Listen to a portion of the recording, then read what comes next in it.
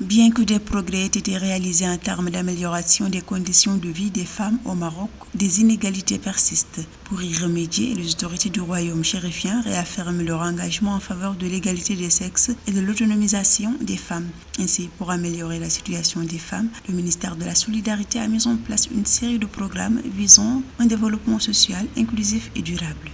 La famille, c'est la cellule de base de la société et l'impact de la situation au sein des familles est un impact extrêmement important pour tout le devenir de la société.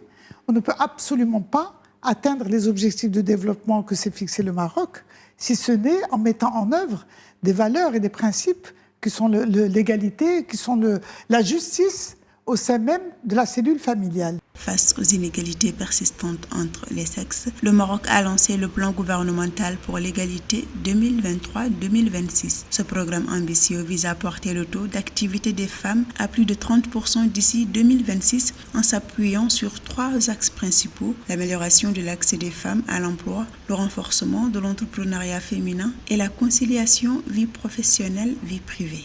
Au niveau de l'université marocaine, nous avons 50% d'étudiants masculins et 50% d'étudiantes féminines. Alors qu'en est-il après avoir obtenu le diplôme? Et j'ajoute qu'au-delà du nombre, c'est la qualité. Aujourd'hui, l'excellence, les majors de promotion sont essentiellement des filles. Malheureusement, lorsqu'on passe de l'autre côté, au niveau du marché de l'emploi, on trouve un taux faible, on trouve au niveau de l'entrepreneuriat aujourd'hui, on parle de 12 à 14% de femmes au niveau du pourcentage de l'entrepreneuriat.